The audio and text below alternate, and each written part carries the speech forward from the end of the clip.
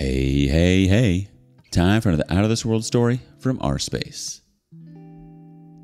Fellow survivors of the treacherous seas of love and betrayal, it's story time. Today on rSpace, welcome to the saga of love lost, revenge gained, and a whole lot of therapy. Let's dive in, shall we? There is hope on the other side without your cheating partner. I've never posted my story in detail on here, but I'm hoping that maybe someone comes across it and gives them some hope that life goes on, as this sub has been invaluable to me. I caught my wife of 15 years cheating this past year. It was the second time she had cheated on me in 5 years. After the first time, we reconciled after she begged me to stay, and the marriage had a 2-ish year honeymoon phase where it felt like we were totally in love once again. However, she went back into her pattern of leaving herself available to any guy that shows even the slightest interest in her. Her affair this year detailed her flying a man she was talking to on the internet to a conference she was attending in another state, which I found out about. Immediately in the aftermath, she indicated that the affair was over and that she wanted me to stay with her. We have 2 children, but I was torn as it has become clear that this was a pattern, a cycle that would not be broken. In the month following that D-Day, I attempted to talk to her about the affair and my frustration with the whole situation. She responded with only gaslighting and blame shifting. Still, after a month, I told her that I agree with her, that we needed to save our marriage. She, however, responded this time with, "I can't make that decision with you right now." I spiraled. How could this woman who had cheated on me and then indicated she wanted to stay with me put me through this? Over the course of another month, I did my best to save our marriage, but she still didn't want to consider counseling or talk through our issues. It was one of the most depressive months of my entire life. I began talking with some friends and family about the situation, and their response was universally, "What on earth are you doing? Why are you trying to save a marriage that essentially has no hope?" As I spoke with them, I noticed a shift in myself, that I started to change from, "I only want this woman," to, "You can find happiness without her," from, "What about my kids?" to, "Your kids will do better in an environment where you are happy than one with such an imbalance between the 2 parents." One night, it shot through me like a lightning bolt. You need to ask for a divorce. I walked into our bedroom where she was watching TV and I said, "I want a divorce." She responded with, "Well, if that's what you want, I do want that." I was terrified I would regret my decision in the days following and come back to her on my knees pleading to save our marriage, but I didn't. Instead, what followed was actually a very amicable and agreeable split. Funny enough, our relationship near the end of our marriage was probably one of the best points in our marriage. I think it's because I just didn't care anymore. I didn't care how she felt about me as a partner.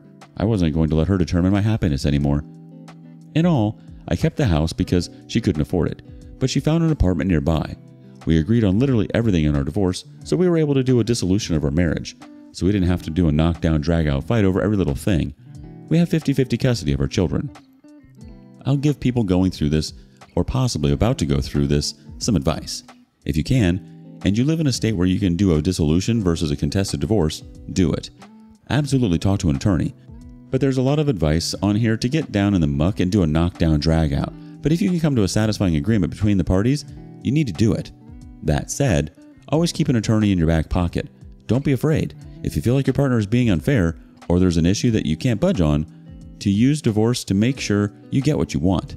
But I can say, don't let the emotions of the affair feel like you need to use divorce to get revenge, when you can likely come out much better on the other side if the process is amicable. I have started dating again, and I've actually met a woman that I really like. She is also someone who divorced due to an affair against her about 6 years ago. But most of all, there's no BS with her.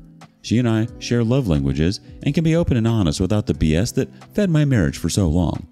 We're taking it one day at a time together, but this is the best I've felt about myself in a very long time.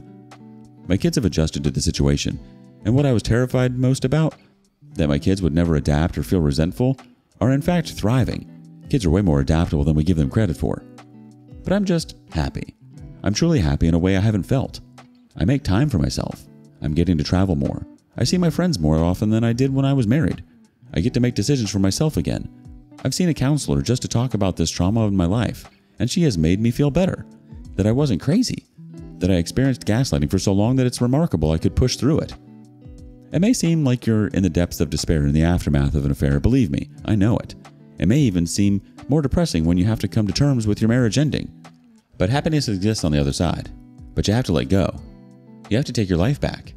And once you make that decision, you have to put that part of you in a box, take inventory, and move on. Your ex-partner is now in a relationship with her old affair partner? Who cares? That's not your life anymore. Your ex-partner's broken, likely irreparably, and they aren't going to change, and you can't let their brokenness affect your happiness anymore. They can go be broken, but not on your watch, and not in your emotions and your heart. Happiness is out there, and you may not find it immediately, but you can prune back the dead leaves and relieve yourself of the dead weight that's dragging you down. Because happiness you might find in a broken relationship with a broken person is just dead weight, and is likely temporary and will always keep you from achieving fulfillment. Take care of yourself, friends. Hope and happiness are out there. Oh, thanks for the uplifting bedtime story. It's like a Disney movie, but with more lawyers and less singing animals. So let me get this straight. Your marriage hit the rocks, took a nosedive, and then belly flopped into the pool of infidelity not once, but twice? Talk about overachieving in the relationship struggles department. But hey, kudos to you for realizing that being married to a serial cheater is about as fun as a root canal without anesthesia. Update. Sometimes I have to laugh at how they are all the same. It really is remarkable how similar the stories on here are, aren't they? I realize we all have our own experiences, and our reactions to the experiences are different and valid. But it's incredible just how exhaustingly formulaic these people can be. This is especially true if the cheater focused early on via a texting relationship. The cheater finds someone that they swear they are just friends with, almost always of the opposite sex. The text threads are just always the same. One of them drops a touch of an innuendo here or there, just testing the waters, because heaven forbid you just effing converse with someone instead of having to check to see if maybe there's some mutual sexual tension. After a while, the innuendo becomes joking between them. Of course, a normal person in a committed relationship would have told the other person to F off. But we're not dealing with normal people here. Then, the innuendo and joking turns to less joking and more actual sexting, then oops, here's a picture of me semi-nude, and then on to full nudes later. Oh, but when you confront them, they say something to the effect of, they're just sending a friend, but they are a friend that just really gets me. Any notion that perhaps something nefarious is afoot is met with gaslighting. When I was going round and round with my ex-wife and her multiple affairs that almost always began via texting, I had the nerve to ask her, why don't you just effing stop? Like, what is it about your brain that either tells you to joke about sex with another man, or if the man jokes about it first, keeps you from telling him to F off?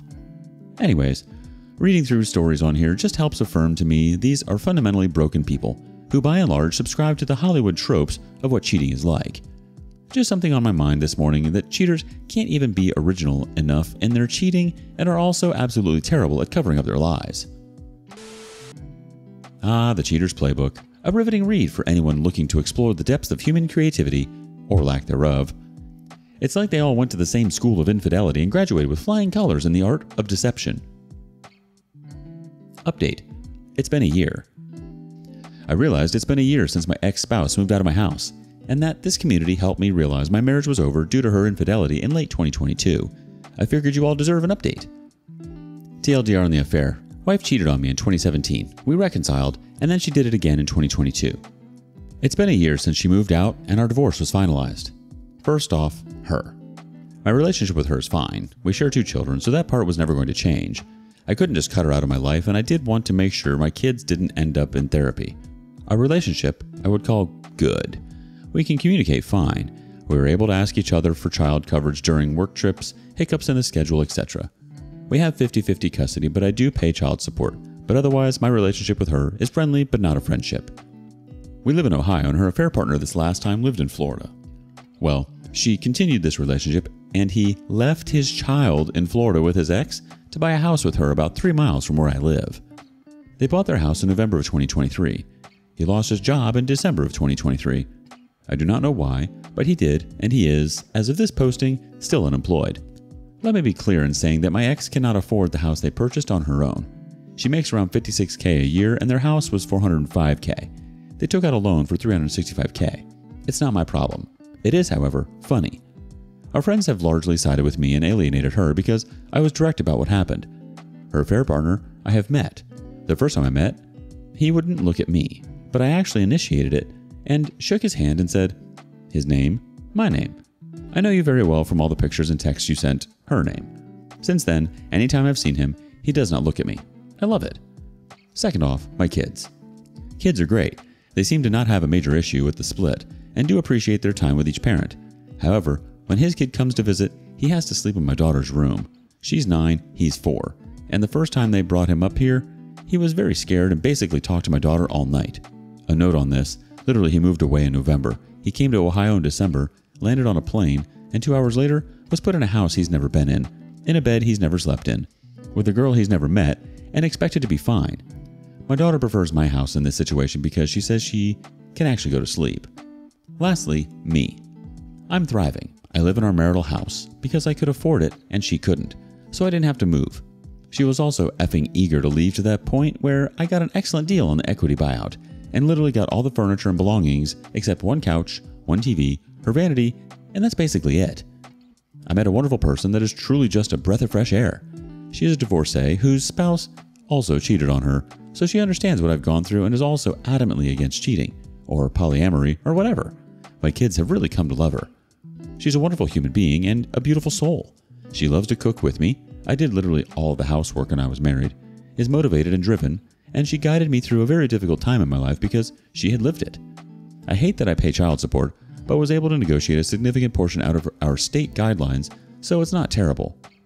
I hate that I don't see my kids half the time, but I do appreciate the freedom that I get half the time. I've traveled more this past year than I have basically my entire life. I have many more vacations and getaways on my schedule. My recommendations to you. Get therapy. I saw a therapist who helped me so much. I experienced so much. Is this my fault I was cheated on? BS. And she helped me understand how much it wasn't my fault. Do it. Even if you don't think you need it, do it. Move on. Get on with your life. Even if you miss your ex, move on. It's time. Do whatever that means to you. If that means dating, great. If that means doing dumb crap for a little bit, do it. Do the things that make you feel good. Take the trip you've always wanted to take. Go out with friends. Spend some money. Have a good time again. Don't run cover for them. Tell your friends why you broke up. Tell them about the affair. Tell them the details. Your ex doesn't get to control you anymore. Love yourself. You didn't cause them to cheat. Every single person has recourse if they are unhappy in a relationship. They can break up with you. They can divorce you. They don't have to cheat. They cheat because they are miserable humans, and if they do it once, they'll do it again. Have peace. That's my last bit of advice. Find peace with yourself and your life, however that might be. Be healthy. Be safe. Be smart. But find peace however it takes. Things do get better. They will get better, but you have to let it.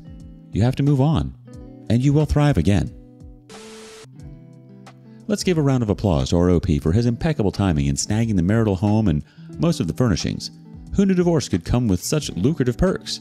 Next stop, eBay, to auction off that leftover couch and TV. Any takers? But let's not forget the real MVP here, therapy. Because nothing says healing process like unpacking emotional baggage with a trained professional. Cheers to Shrinks Everywhere for helping us realize that no, we're not to blame for our ex's wandering eye. Do you have a similar story? Share it with us in the comments below. And thank you for joining us today on rSpace. Be sure to like and subscribe and hit that notification bell so you don't miss out on our next video. Tune in next time.